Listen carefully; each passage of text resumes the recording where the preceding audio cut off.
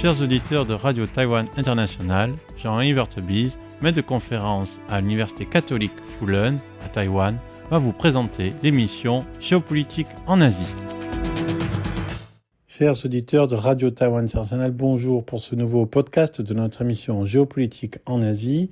Nous allons évoquer le statut et la situation de l'économie chinoise aujourd'hui, mais avant ça, nous allons revenir sur ce que nous avions dit lors du dernier épisode. Lors du dernier épisode, nous avons cherché à évoquer quel serait l'avenir, en fait, des relations internationales et de la géopolitique mondiale après l'inauguration de la nouvelle présidence de Donald Trump, le 47e président des États-Unis. Nous avions fait un point avant sur 2024, disant que 2024 était à la fois une année d'élection démocratique et en même temps une année de déconsolidation démocratique dans le monde à différents niveaux pour différentes raisons, et sans doute l'élection de Donald Trump est une de ces raisons. Ensuite, nous avions évoqué le fait que la présidence de Donald Trump pouvait augurer un nouveau type de relation entre les États-Unis et la Chine, mais quel type de relation? C'est en fait la question que nous voulions poser. Nous avions déjà montré qu'en fait Donald Trump pouvait changer d'avis. Nous avions évoqué le fait que la position des États-Unis sur TikTok serait en fait assez symbolique de ce qu'on peut attendre de la présidence Trump sur les relations avec la Chine. Nous avions aussi dit qu'il y a deux pôles dans cette présidence par rapport à la Chine. Marco Rubio, qui est aux affaires étrangères, et Elon Musk, qui est aussi un portefeuille ministériel en termes d'économie budgétaire. Et évidemment, les deux n'ont pas le même poids, même si du point de vue administratif, du point de vue politique, Marco Rubio est un poste le plus important après le président et le vice-président, la présidence des affaires étrangères extrêmement importante aux États-Unis. Mais de l'autre côté, il y a Elon Musk. Il n'y a pas d'opposition en termes de relations internationales, mais lui-même, comme on sait, c'est l'homme le plus riche du monde, c'est l'homme le plus influent du monde, grâce à la plateforme X, anciennement Twitter, grâce à SpaceX, qui permet à la NASA de continuer à opérer ses vols habités, ses lancements de satellites, alors que Boeing est en difficulté à différents niveaux, au niveau de l'ingénierie. Et évidemment, Elon Musk, c'est aussi un personnage assez particulier. Donc, on a ces deux personnages. Et Elon Musk, pourquoi est-ce qu'il importe pour la Chine? C'est parce qu'il est aussi évidemment le patron de Tesla. Tesla a une grande exposition donc à la Chine. Ses principales usines sont là. Un de ses principaux marchés aussi là. Comment est-ce que Trump va arbitrer entre Marco Rubio, qui est plutôt un faucon sur la Chine, et Elon Musk, qui a des intérêts chinois à préserver? Et qu'est-ce qu'on pouvait deviner, augurer, présager des premières déclarations de Trump? Alors, ce qu'on peut dire aujourd'hui, avec les premiers décrets signés par Donald Trump, c'est que le président Trump est un président qui peut changer d'avis de façon opportuniste, de façon pragmatique, si on veut. On le voit déjà, on l'a vu déjà avec la Russie. Donald Trump a dit qu'il allait régler le problème de la guerre entre la Russie et l'Ukraine en 24 heures, une semaine, s'il était élu. Dès qu'il a été élu, il a dit que ça allait prendre 6 mois. Et maintenant, sa position est extrêmement, en fait, encore ambiguë. Tout ce qu'on sait, c'est qu'il veut protéger les intérêts des États-Unis, c'est qu'il veut faire des économies, c'est qu'il pense que c'est à l'Europe de subvenir à la défense des pays européens, dont l'Ukraine. Mais la position vis-à-vis de la Russie est encore fluctuante, et la position vis-à-vis de la Chine, nous l'avions évoqué la dernière fois, la position de Trump par rapport à TikTok sera importante, et on a vu lors de l'inauguration européenne, les responsables européens majeurs n'ont pas été invités, mais le président de TikTok a été invité avec le vice-président chinois. Trump a fait des déclarations personnelles récemment en disant que TikTok était important, TikTok est écouté par les jeunes, c'est pour ça aussi qu'il avait été élu. Et donc on voit que cette présidence Trump, en fait, ne va pas être aussi peut-être radicale vis-à-vis de la Chine. Pourquoi ne va pas être aussi radicale que ce qu'on pensait? Parce qu'il faut se rappeler que juste pendant la campagne présidentielle, Trump avait dit que lui, il allait exiger 100% de tarifs douaniers sur la Chine, 100% sur tous les biens qui viendraient de Chine, sur toutes les exportations chinoises, en disant que la Chine exportait trop, en disant qu'il fallait remédier à cela, en accusant la présidence Joe Biden de ne rien faire. Joe Biden est à 60%, lui il a promis 100%, mais voilà, qu'est-ce qui s'est passé dès qu'il a été élu?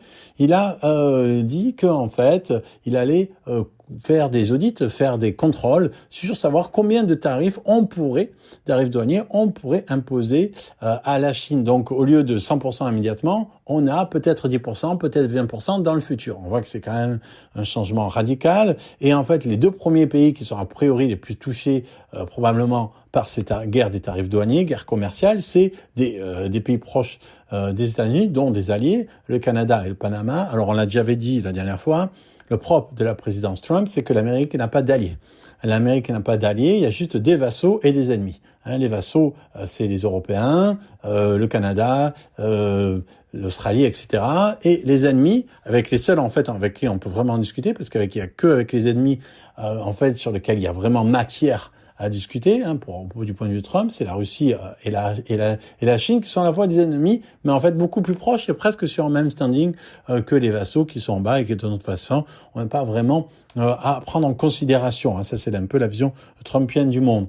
Donc par rapport à ça, ce qu'on avait dit et ce qui est confirmé, c'est que Trump pouvait évidemment changer dramatiquement d'avis. On le voit sur TikTok, on le voit aussi sur les tarifs douaniers visant le Canada et le Panama.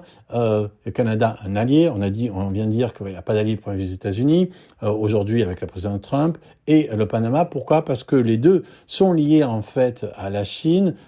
Trump reproche au Canada de permettre l'importation, la diffusion de fentanyl, de la drogue issue de Chine, et à Panama d'être contrôlé par des entreprises chinoises. Ça, c'est ce que dit Trump.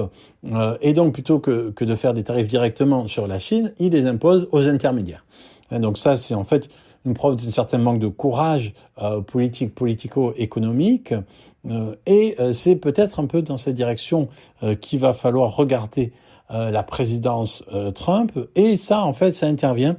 D'une certaine manière, la Chine peut être soulagée, surtout, et c'est là le deuxième partie, en fait, de ce podcast qu'on va continuer ensuite la semaine prochaine, c'est que pour la Chine, c'était un moment crucial, cette élection de Trump, parce que la Chine elle-même, elle est dans un moment, comme on le sait, de difficulté économique. Et elle est dans un moment de difficulté économique tout en à la fois présentant un visage économique extrêmement serein, extrêmement fort.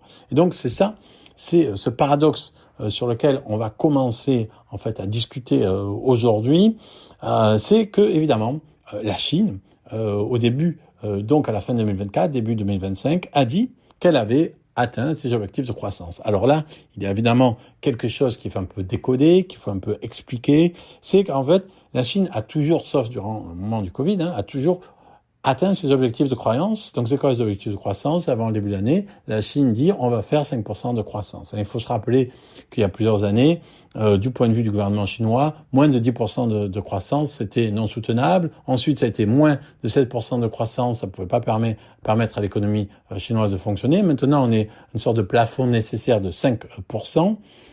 Et évidemment, tout le problème, c'est de savoir en fait qu'est-ce que ça veut dire, comment est-ce qu'on peut comprendre, décrypter cette économie chinoise. Alors évidemment, quand la Chine a annoncé ses 5% de croissance, beaucoup de personnes, deux types de personnes, en fait ça c'est aussi intéressant, c'est-à-dire d'un côté des banquiers d'affaires ou des personnes ayant des activités de conseil en Chine, on dit voilà, tout le monde dit que la Chine c'est fini, en réalité la nouvelle Chine c'est la Chine elle-même, il n'y a pas d'autre Chine que la Chine elle-même. Et aussi, ces 5% de croissance, ça a aussi ravi toute une frange qui est à la fois à l'extrême bord du point de vue politique, mais en fait qui est sur la même longueur d'onde, c'est-à-dire tous ceux qui disent oui, la Chine, c'est l'alternative politique, la seule alternative à l'oncle Sam, la seule alternative aux États-Unis, et donc banquiers d'affaires et on va dire, non alignés ou partisans du non-alignement ou partisans d'une géopolitique alternative, en fait, se retrouvent un peu sur le plan, sur le fait de célébrer la croissance de la Chine, de célébrer ces chiffres de 5%, qui montreraient que la Chine est résiliente, qui montreraient que la Chine n'a pas besoin de l'Europe, n'a pas besoin de l'Occident, et ça, pour donc ceux qui sont dans cette perspective postcoloniale, c'est une sorte de réjouissance, de phénomène à se réjouir en lui-même, et à la fois pour les banquiers d'affaires qui se prennent cet indice de 5%, on va voir la semaine prochaine qu'il a assez tenu en fait, pour le signe qu'il faut continuer à investir dans le pays, du point de vue à la fois des petits porteurs et des grandes banques d'investissement.